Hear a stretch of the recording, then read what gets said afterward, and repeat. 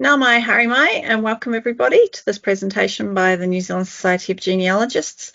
Tonight we are going to be looking at legalities and ethics and a little bit of best practice because, of course, best practice comes in with some of the things that we will be discussing tonight in terms of how you deal with them. So just for a bit of variety, I do have a slideshow. The NZSG on our website, we have a huge number of resources giving you an overview of many of these things. So if you go to the website and you look at resources and then research skills, there's a lot of pages there.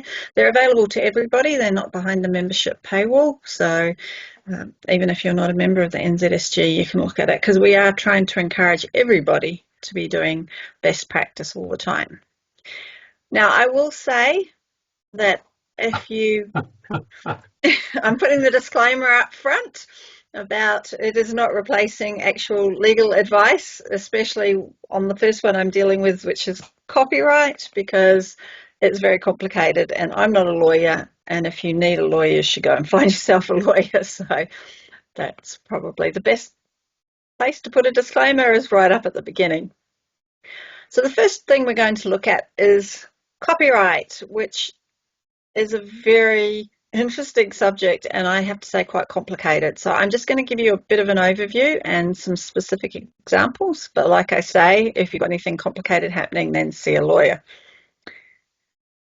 It is basically the rights given to the creator of a work.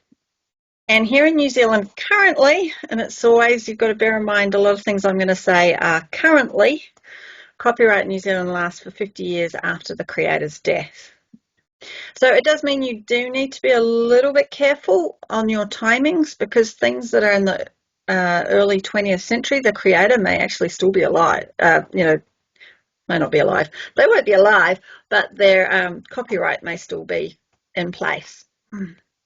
So we have old Steamboat Willie here. He made the press quite big last year because he came out of copyright after 95 years. So you need to appreciate that different jurisdictions have different rules and different times when works are created, there are different rules that apply to them, and some jurisdictions have longer copyright. They also have copyright that needed renewing and this, that, and the other, and it all gets very, very complicated. That's why I put that last line in there about it getting very complicated. But there are some things that are not complicated about it, which we will dig into. So you can make one copy for private use, and that's a really important thing to notice, that if it's staying on your computer, quite frankly, no one's going to find out you've got it. So as long as it's for private use, you probably find that, you can get away with pretty much anything. But it's the second you decide to publish something. So if you're putting a document out on a tree, or if you are writing a blog or publishing a book on your family history, anytime it goes out into the public realm, that's when you need to start thinking about the copyright for it. And of course, you can do things if you have permission from the copyright holder, which is often easier said than done with some things. I think what the next slide is. So let's take a look at the copyright of our tree. Now, if I had, one little brain cell of artistic inclination and I had decided that this was how I wanted to present my tree to the world, this particular image would have my copyright over it. However, the information contained in it, the dates and the names, and if I put in their places, that data does not hold any copyright. So people get a little upset, that people have stolen their granny and added her to the tree, or they've taken the information that you've put somewhere. If they are not copying you word for word, like, if you've written it in a blog or presented it like this, if they copy this tree, they would be infringing my copyright if I'd actually painted it. But the names and dates in there do not fall under copyright. So people really need to appreciate that when they're putting information out online. If you blog it and somebody copies your precise words, then they are infringing your copyright. Or if they've taken some, your words verbatim out of a book you've written. But if they're just taking the names and dates and adding them to their tree, there is no copyright over that. And I think that's quite an important lesson for us to learn, because sometimes we get quite possessive of the information that we have collected. But the actual data is not copyright. Now, let's look at an example with old photographs. So this is my great-great-grandfather, Jasper Pine O'Callaghan. He died in 1895, so that photo obviously had to be taken before then. And it was taken in the Christchurch studios of Standish and Price. So I went and did a bit of research on Standish and Price because as the photographers, they hold the copyright. My uncle, who has physical possession of this photograph, does not own any type of copyright for it. The copyright always stays with the photographer. So my research discovered that the studio was founded in 1885 by Frank Berry Standish and Alfred Ernest Priest, and both of them died in the mid-1940s, which means that the copyright probably had expired by 1996. Now, we can't say that their 10-year-old assistant didn't take the photo and it's still in copyright, but we're going to work on the assumption that one of these two gentlemen took the photo. However, if back in 1995 I decided to write a book on old Jasper and I'd put this photograph in it, it may still have been within copyright, and I would have had to have gone through the process of getting permission from Standish and Price, who actually still existed up until 2020, to use their photograph. And that's just something to be aware of. So you may have photos that were taken in the 1950s, for example, maybe school photos or family portrait photos. Those photos are still likely to be in some sort of copyright, and you may need to go through the steps to find out who actually holds the copyright, who took the photograph, and whether or not they'll give you permission to use it. Now, if you're wanting to use more modern photographs, you need to look at a thing called Creative Commons. Now, they have different levels of license, varying from you have to get permission to use my photo through to as long as you give me attribution, you can do whatever you like with my photo. Hence this beautiful photo I found of McQueen's Pass down in Canterbury. I think it's just gorgeous. But the person who has produced this and put it on Wikimedia Commons has basically said you can do whatever you like with my picture as long as you give me attribution. So looking for Creative Commons licenses, it's a sort of simple way of checking what are the rights over this particular image at any one time. And, if I wanted to use this book to write about my family, because they were in Littleton, I would give attribution, but I would not have to go through any more steps to use it. So giving attribution is always a good idea, even if it's not within copyright. If you can, any information about who holds the photograph or where it was sourced from, it can show that you have tried to find the copyright holder. It also sources your material, which is best practice. Yeah. Providing sources so people can then go back and see where you got the information, where you got this image from, to check that you haven't misattributed it. I have a photograph on my blog, which when I did an image search on it, because I'm trying to figure out where the house is it was taken in front of, it turned up on some random website with a story which was about people in my wider family, but it wasn't about any of the people who were actually in that photograph. So that was quite interesting. Now, what about all the things that you've downloaded off all those genealogy websites? If you go onto the NZSG website and look on the copyright page, we give you links to things like terms and conditions or terms in use, which talk about how places like Ancestry and Find My Past and Family Search and all those organisations would prefer that you use their material and what sort of attribution they want you to be giving. Because strictly speaking, most of the images they have are out of copyright. Next slide. Copyright and AI. Currently, remember that word currently? There is no copyright on anything produced by AI.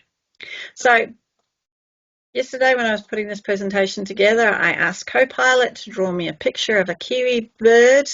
And you always have to remember to stick the bird word in, otherwise they give you a little fruit.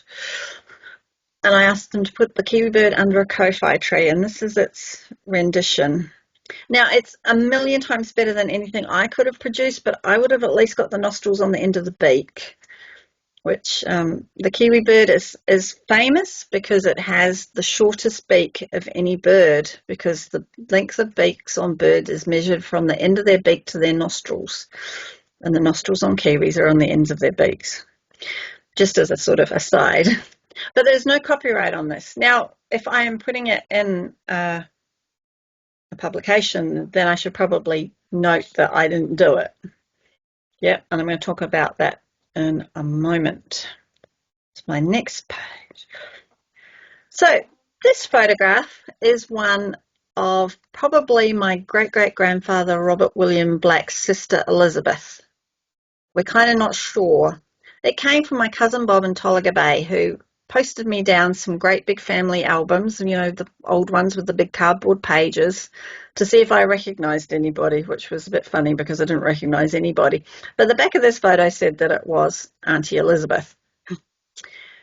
Now, what is the sort of ownership copyright deal with this photo? Now, I had a quick look for O.R. Mueller, who's the photographer listed down the bottom. It was taken in New South Wales. Can't find any information on him. She died in something like 1901, so it's probably very likely to be out of copyright. But, you know, does me having scanned this picture, does this mean I own this picture?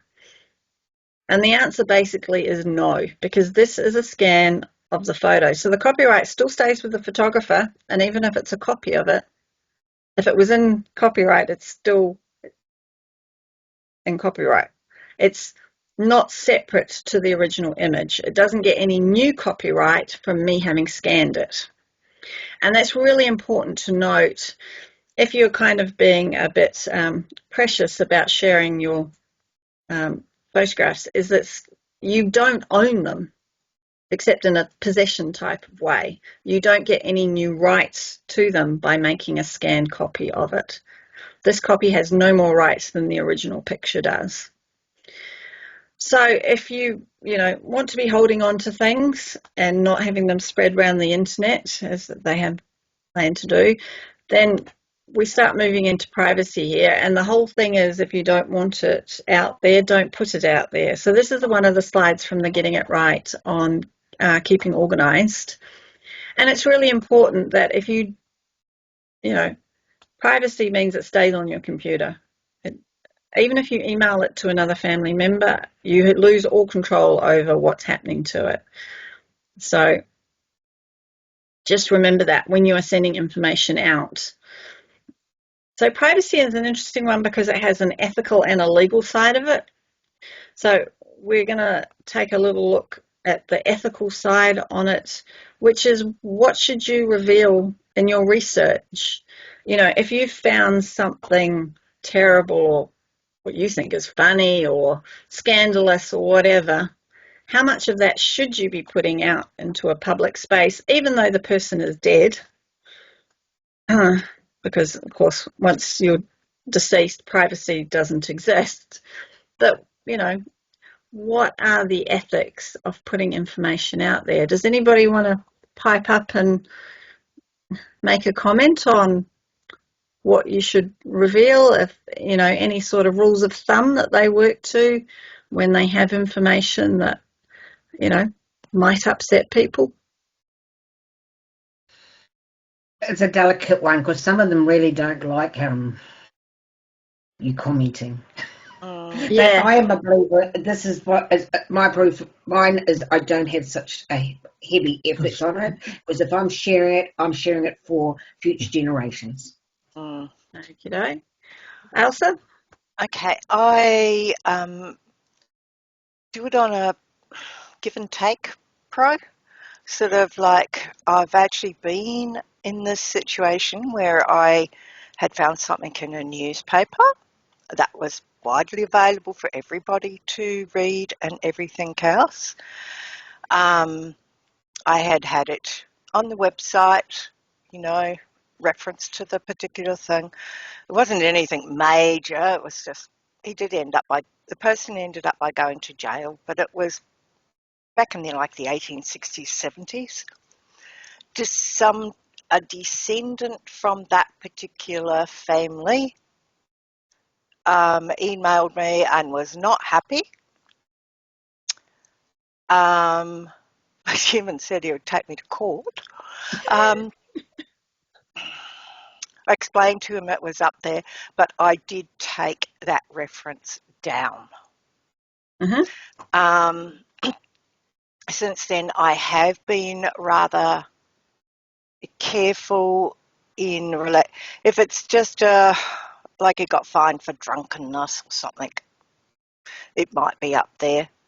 But if he went to jail or did something really bad, nope. I have it on my documents, but not up in like Ancestry or on my web page.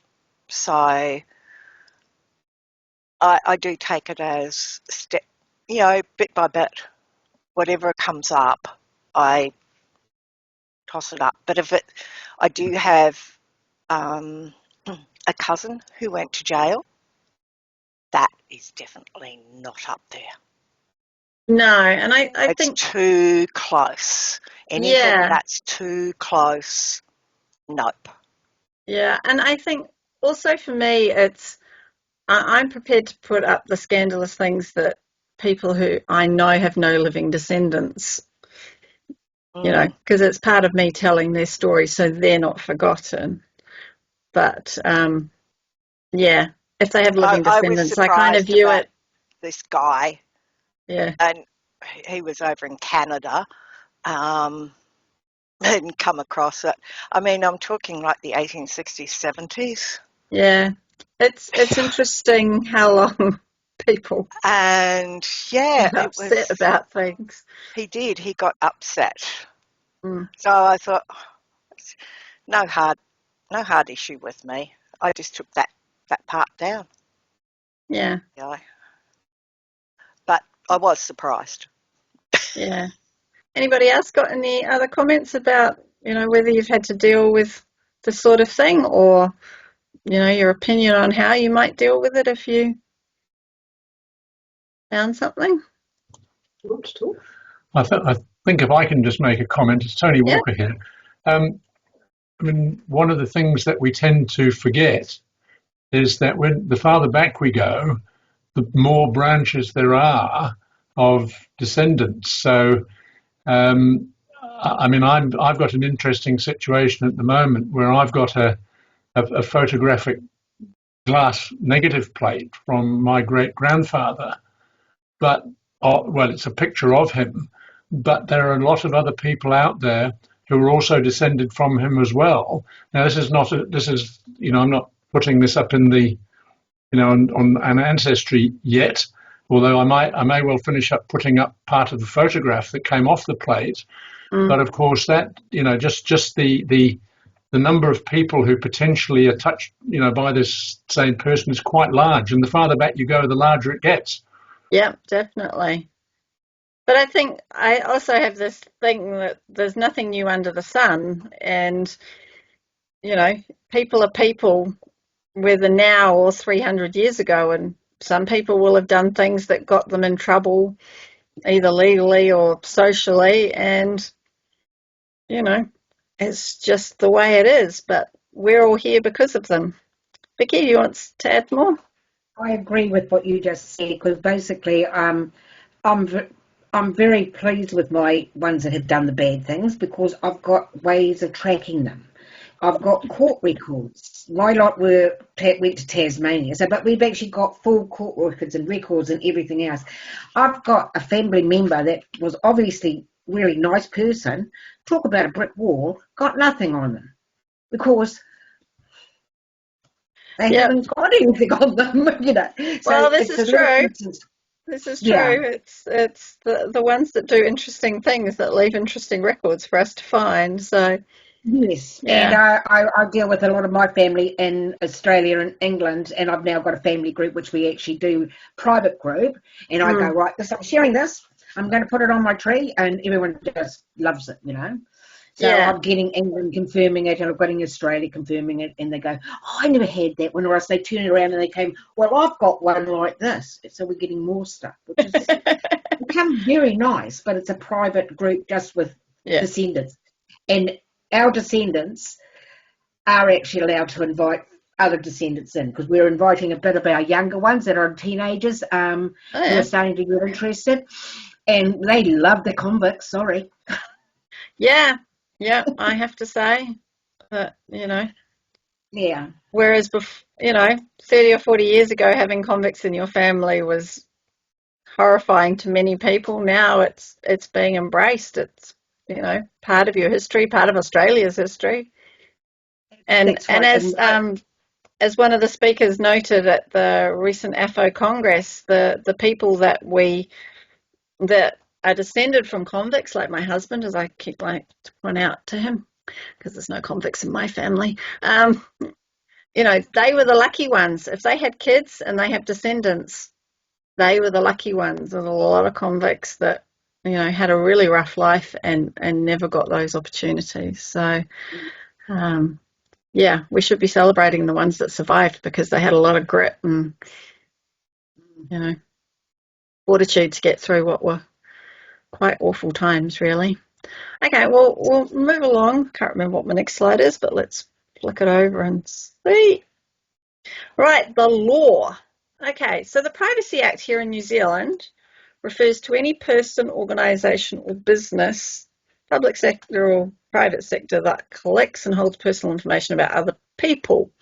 However, an individual acting in their personal or domestic capacity is not an agency. So us, when we go out and publish something, we are not being subject to the law. So you can write your autobiography and name people. It's a completely different set of legislation that you'll get in trouble with if you tell lies about them or say things that are slanderous or libelous, but you do not have to worry under the privacy law. However, the NZSG, we do have to worry about these, because we are an organisation that does collect information about other people. And so when you're looking on the Kiwi collection, of course, we do have the 100-year embargo going for all the records, with the exception of the school records. And this is because it's assumed you'll be at least 5 years old when you hit school. And so that takes, 95 plus 5 equals 100. It's a bit of maths. And of course, under our legislation here in New Zealand, you have the right to request access to your own information. I don't know quite what we might hold on you other than your membership information. But, if we have done, say, your primary school up to a period in time when you were there, you may be included within our school records. Or, we may not know we have information about you if you've been, on a funeral service sheet because of a family member passing away, or other information like obituaries that we collect. So it's going to be quite interesting with the law, proposed law changes, which we are waiting to see what happens. So that's, going back to privacy and going back to ethics, is what should you include on living people? Does anybody have a view on that? My personal one is you just leave them out, unless you're writing your biography, of course. But Vicky, you might need to unmute. You still need to unmute, Vicky. Vicky?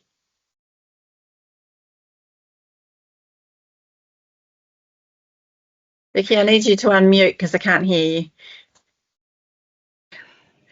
I was just going to say that I personally wouldn't publicise anything about living people.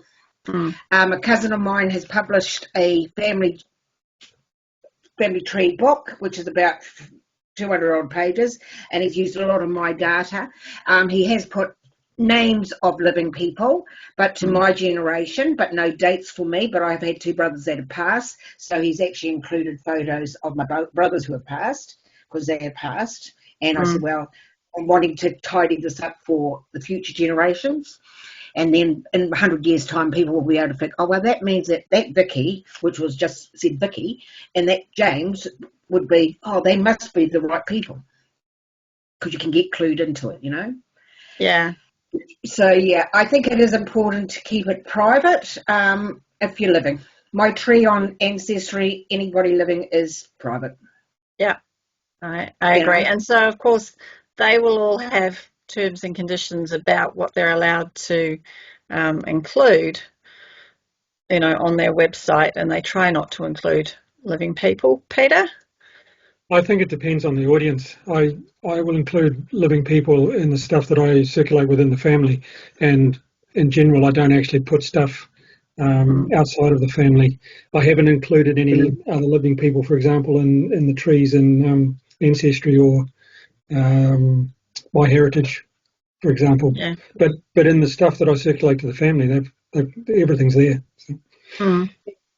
I think it's also a question of how close is the family, because I have a second cousin who's often asking for information that I'm just not prepared to give him, because he seems to send it out willy-nilly around the second cousins, and I don't know quite where it's going. It goes back to that privacy thing, that if I give it to him, I don't know where it's going. And he doesn't need to know this information. It's not going to improve his life in any way, shape, or form. So, yeah, I think it's really important just to be mindful of it as you are going forward. With current people within my family tree, and I'm just sharing within the family, that nothing is up on Ancestry or anything in regarding to living people. It's just basically, because they're still living, it's just basically, either a year, which is usually what I have to go out to them, or sometimes I do have a date and a place of birth or something, and that's it. Maybe their occupation, but nothing else. Yeah. I don't, because they're still living, and, I don't put their addresses in or anything like that, or No. even their emails. So No. I just keep it. They Yeah. might have sent me details, so I'll have their email address and things, but I don't put it in the tree for other No. people to see. Yeah. Yeah. Zoe, you've got your hand up. Yeah, I was just, I guess it begs the question for me a little bit. I'm grappling with all of this stuff at the moment as to what actually counts as published, because I'm working on a family history and tree book that I've been asked by the family to write, and everyone's willingly given me all the details, including living, so it's like a full tree. I'm not planning on publishing it online on a public forum, but they do want me to get it printed as a book. And it's sort of like, does that count as published? Or because I'm acting as myself and I'm not an agency, You does it matter you're not going to. anyway? Yeah, I I don't know. don't think you'll have that many issues with the you're not going to you won't become subject to the Privacy Act. It's more what your family are comfortable with. Yeah. Knowing that, if you give it to your 90-year-old auntie and she pops her clogs next year, where's that copy of the book going? It might end up in, it could end up in the NZSG library because somebody goes, oh, it's a family history book, and there it goes. And, you just don't know where things are going to end up, I suppose, is the question you should always be asking yourself about, those sorts of things. So keeping that living information to the bare minimum, but whenever I have a tree up on the screen, the first thing my daughter asks is, where am I? Yeah. So she is on my ancestry tree, but, she's in as her initials. I have not put her name in there. So even if someone can see into the tree, which they can't because it's not really shared with many people, it's not giving away any information because I haven't put any information there. So it's an interesting one. And I suppose you just need to sort of think about what would you like to see about you and work to that sort of rule. Yeah. And see what your family say. But yeah, sounds interesting. How far along are you? Oh gosh, I don't know. I've been working on it for about a year. It's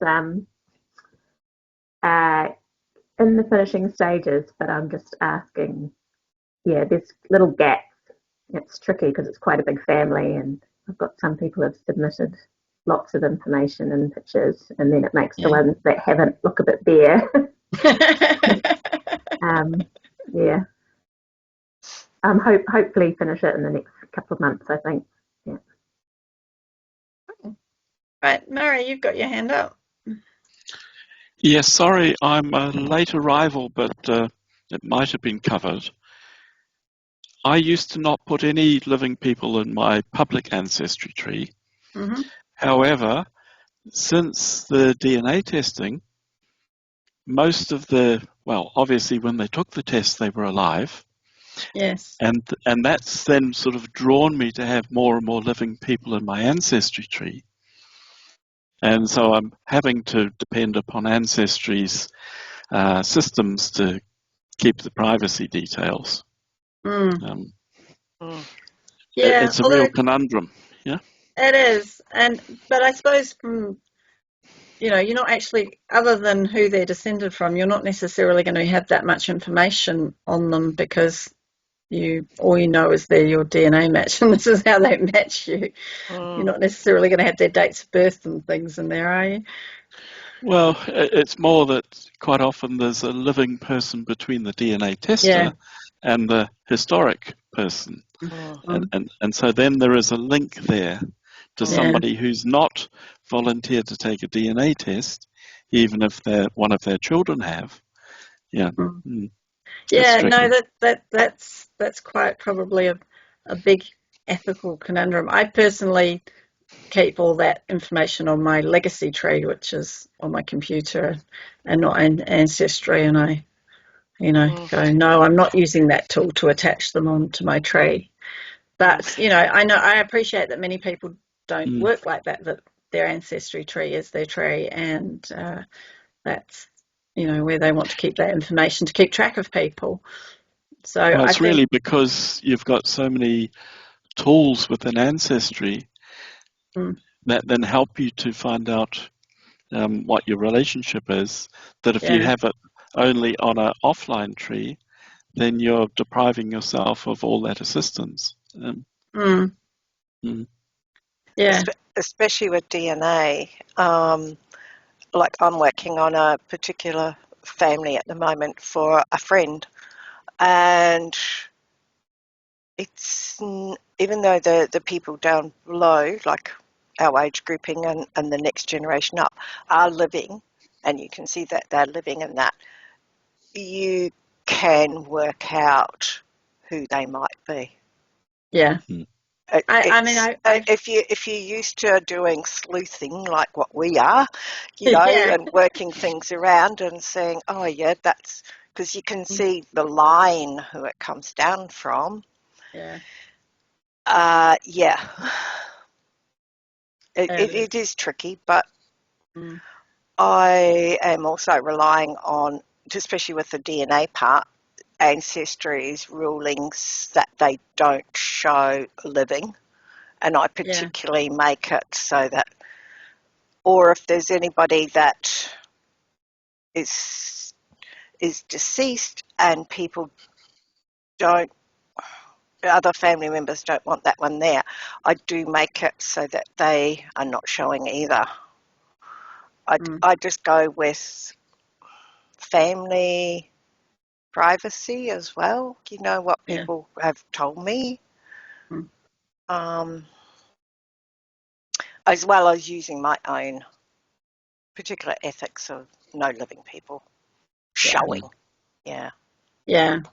So we are a bit reliant on the technology, but I'm quite sure that Ancestry really don't want to go down the road of accidentally showing living people, because the stink will be quite large from around the world. I think very good because you can put up accidentally, if you make a living person deceased accidentally, they will then show on your Ancestry tree. And Ancestry, like I normally try and email that particular person and say, you need to change that.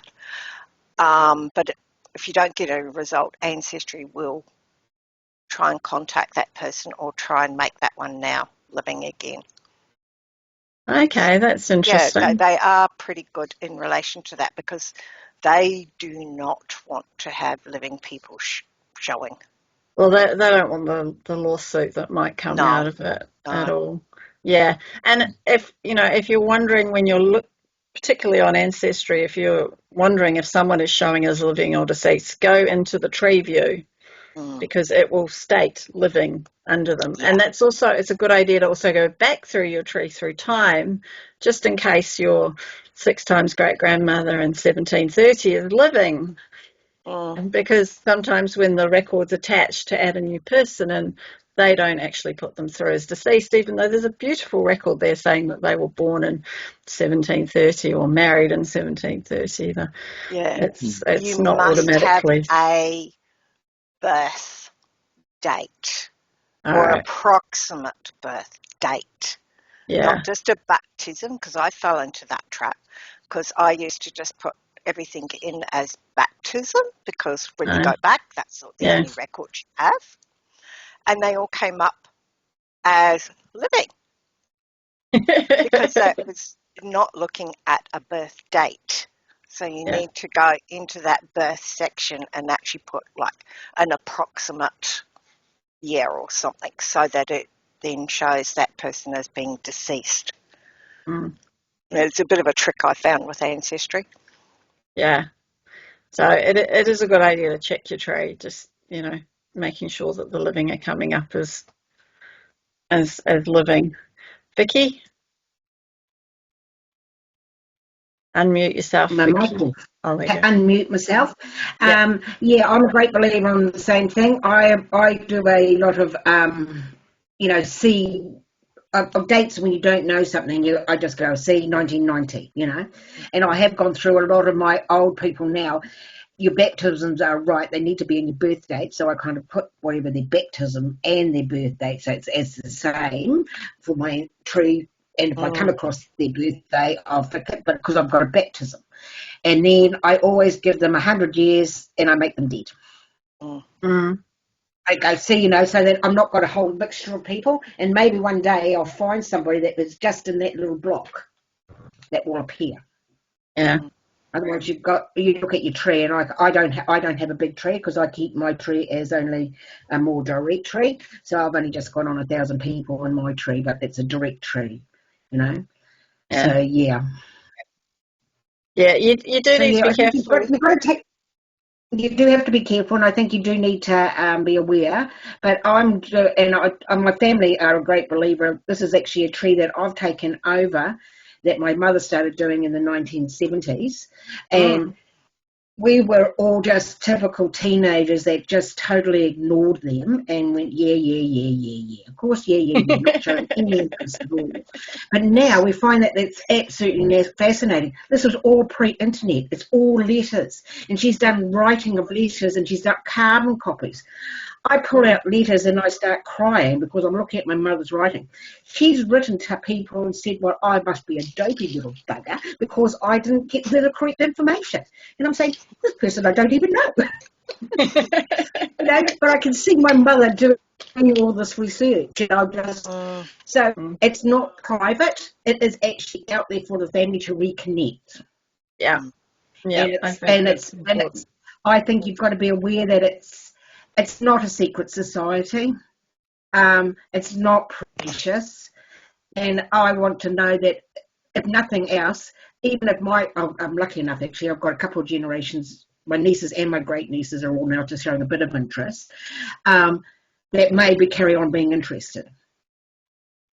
But otherwise, in 200 years' time, someone will come across this tree and they go, oh, look at all the work they've done. Yeah, hopefully. And that's what it's all about, Otherwise, someone's still going to carry my filing cabinet around somewhere. Not sure about that one. Right, I'm going to move on to my next slide. Right, now the AI has made a lot of things, and part of the reason for doing this presentation was that we added a new page to the website talking about the best practice and ethics of AI. But privacy on AI is also a big question. If you're using it to, write things or do research where you are putting information about your family in there, the question you need to be asking yourself is, what is it doing with it? And Max Kennedy, who helped write this page, says you really have to go and find out, and sometimes it might be quite difficult to see what the AI model is actually doing with the data you provide it. So it is something to think about. Is it going into the training model? It might be making the training model better, but, if it is private information, you might want to think twice about putting it anywhere near AI. Now, best practice overall with anything to do with the law is to keep yourself informed of what's happening. The NZSG, of course, will always be updating you if we think there are changes in the law that affects you. Certainly there are proposals. There's a law change working its way through Parliament at the moment for the Privacy Act, which will impact the NZSG, possibly. We don't know quite how they're planning to make it work, but it is, they're adding in the law that we have to tell everybody about the information we hold on them. So, I don't know how that's going to work in practice, but, they are always fiddling around with things and changing things. I know there was some talk about updating the copyright laws, but that hasn't happened recently. So, keeping your ear to the ground and just paying attention to what's, coming through in the news. These things tend to not happen without a little bit of them turning up in the newspapers to either say how wonderful or how terrible they are. So it's a good idea just to keep your eye on things. Right, for the last section, I'm not going to cover off everything we've got on the artificial intelligence page, but I thought I would cover off a few of the points that we put in there. So the ethics of AI, because, as I've already mentioned, going on, there's not much in the way of law on AI. This may, of course, change, but at the moment it's more ethical dealings with it. So the first question you need to be asking yourself if you're using it for research purposes is, what is the quality of the data source? Where are they getting this information from? Will it tell you? Is it a good source of information? Is it not? Are there any biases that are being presented in either in the information sources or in the way it's presenting the information to you? Is it correct? I do find it quite amusing that they talk about AI hallucinating when basically they mean it's lying to you. Is it telling you things that are true? And I have done this. I wrote a column for my branch newsletter about, putting in a search, just basically giving a name and a year that a family member died and what it came up with. And it was quite interesting to see what it did. It had definitely, because it cited its sources, and it was things like my blog and my cousin's blog and things that it could access that aren't behind paywalls, so to speak. So, it wasn't digging into Ancestry to dig out records for you. It was using what other people had put out there. And, I did actually have to question its accuracy because I knew this person hadn't married the person that they called their wife, and they implied on the first draft of this that they had, So you've got to query it. And I think the answer to this, of course, is all the best practice that all genealogists should be following, which is to go and find that original source documents, pulling them together and building, a conclusion based on the actual records, not believing what AI is telling you about them. Now, the next question, the next part, the ethical part of AI is disclosing when you use it. So we saw my lovely little picture earlier with the kiwi under the kowhai tree. Now, people who know me know I can't draw for anything, so they'll know I never made that picture. And it looks very AI. Would everybody kind of agree that to our eyes, AI generated pictures like this one look very AI generated.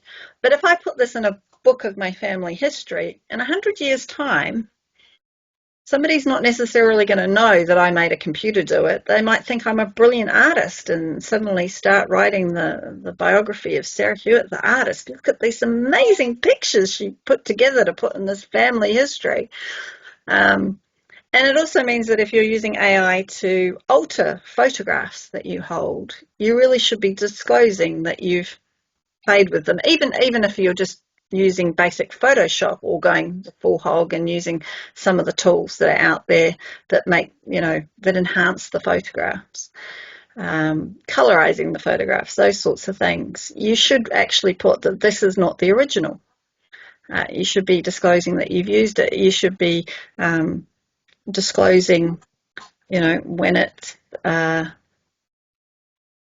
it's done work for you, which brings me to the last bit is, if you're using it as a source, and I've already said you possibly don't want to be using it as a source, but making sure you're citing it as a source.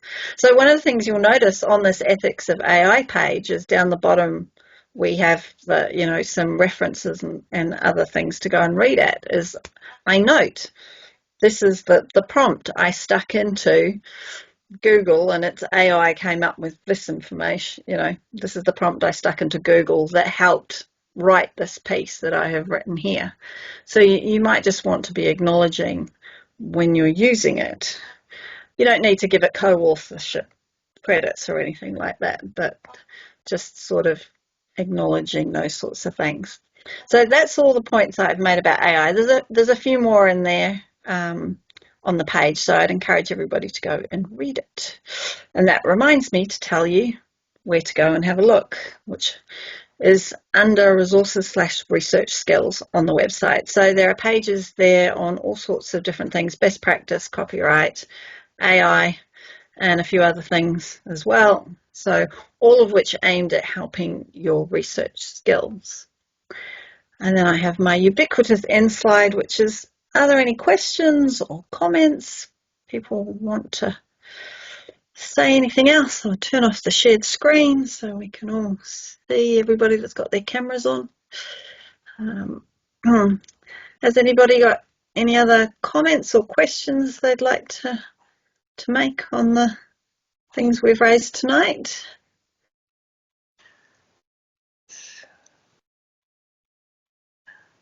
I just think, there's a lot of questions around some of the things that people do disclose on the public trees in relation to like ancestry, find my past, my heritage, the whole lot. Yeah. I've just found sometimes I've emailed, the person. 9 times out of 10 they don't reply. And saying to get, the details changed because they're not, they've got the wrong linkage to families and things. I think as long as we continue to carry on with make sure we've got our ethics and that correct, and then anybody new coming along explain the same way, eventually things might change. We can but hope. Yeah. I'll be interested to see what the New Zealand law gets changed. Yeah. Yeah, it's going to be very interesting. Not that I tend to worry about. Well, the law's already in place in Australia, so they keep citing Australia as an example of we've got this already. So but when I checked we have it with the society, because I'm with the Genealogical Society of Queensland.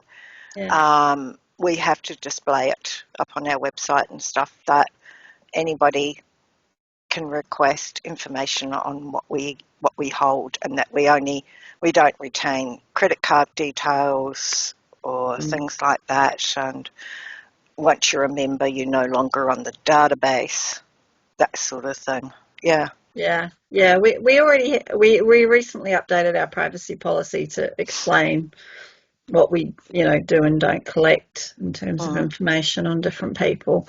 So we'll just have to see what they're what they are making compliance look like, because you that probably will be find the it's not question. too much different to what you really do now.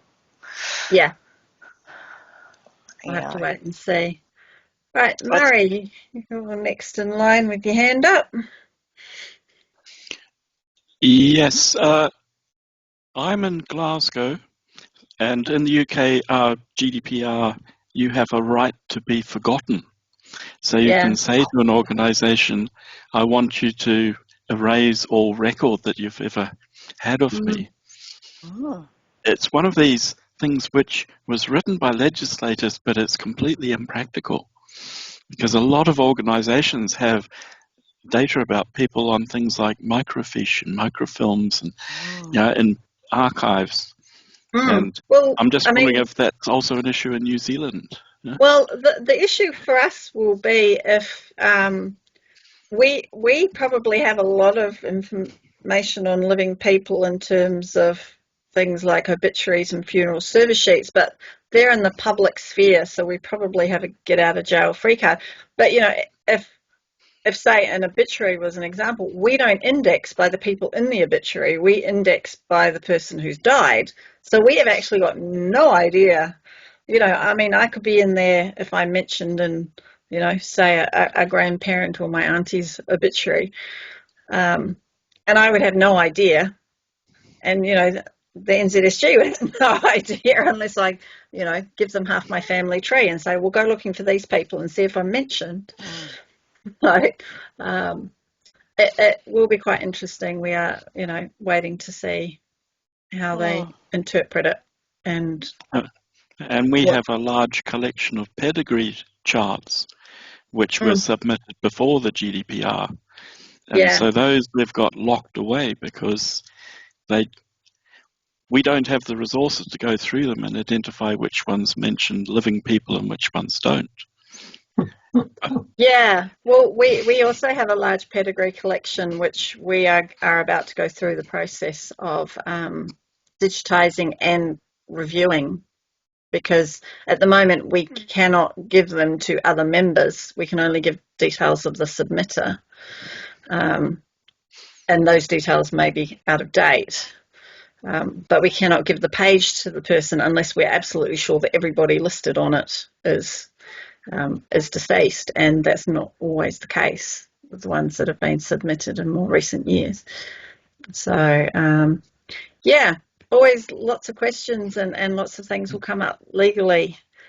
I can hand back. It says Rosemary, but I don't know if it's Rosemary. No, I'm Tony. I'm Rosemary, and I'm letting him use my computer. We're on the same computer, you see. No, I was just going to make the point about privacy, that, one of the principles that, applies for agencies, and of course, as you pointed out, if we're operating as individuals, then, to a large extent, we're outside that. But, from an agency point of view, and the NZSG would be an agency, and the principle is that you're allowed to use the information only for the purpose for which it's collected.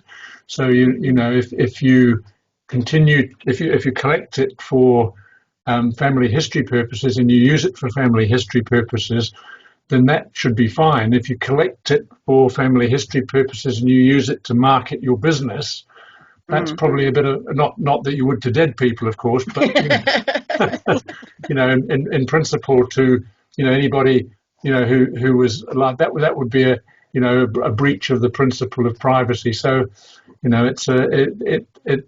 it's that gives you a bit of a fence around what you're doing, really, doesn't it? Yeah, and I mean, like I say, we have very, we don't have records that are indexed on living people, unless it's something like we've indexed school records up to a certain date. But of course, we're not publishing those in things like the Kiwi collection, because we have the 100 years rule, and that's why we have CREEP records And someday we're going to come up with a better word than creep. That sounds creepy. But of course, these days, you can actually, with the resources, whether it's the papers or just simply the news stories, you can actually find information about family members just simply by Googling the name. You don't have to go onto Ancestry. You can just go straight in. And once you've got that in, but again, I suppose the information's in the public domain in theory, Well, isn't it? Yeah.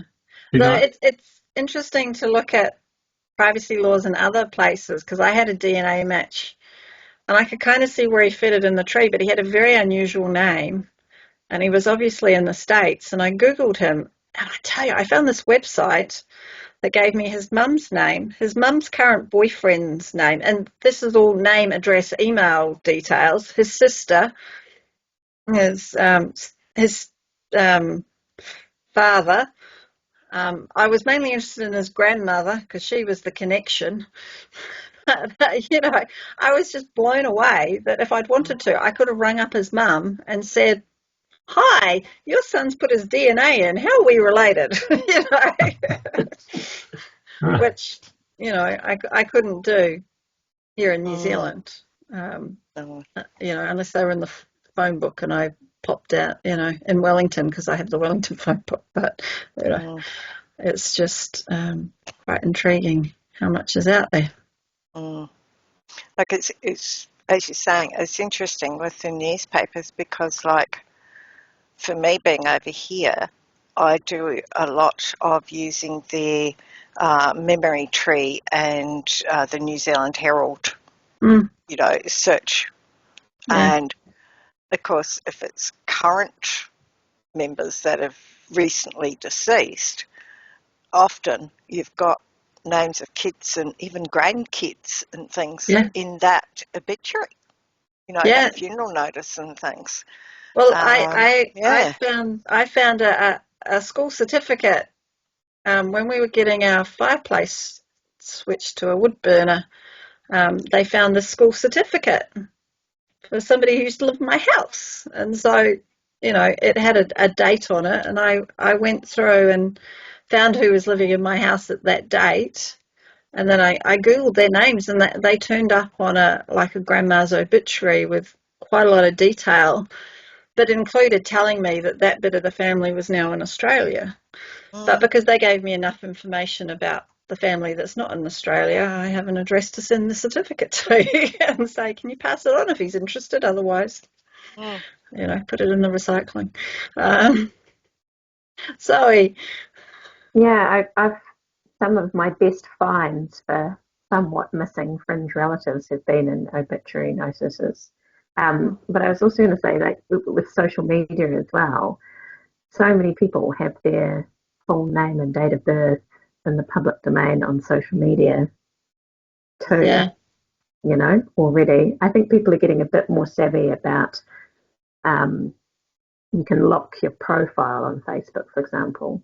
But if your profile is not locked, then someone can go in and see who you're friends with. And I've also found a few relatives that way because I'm like, oh, okay, so I can see that all of their siblings the same surname and they fit with the year that I think they're born. So it's there is actually quite a lot more than people realise in the public domain already about living people. Yeah, it's always interesting to Google yourself to see what comes up. How many different websites you've turned up on. How many people have your name? Oh, yeah. Because when I was in London, my boss got a CV from another Sarah Hewitt, who is an accountant from New Zealand. And I said to him, just write back and say, you've already got one of those and she's enough trouble. You don't need another one. But it was just sort of really bizarre. That's what they think of me over here.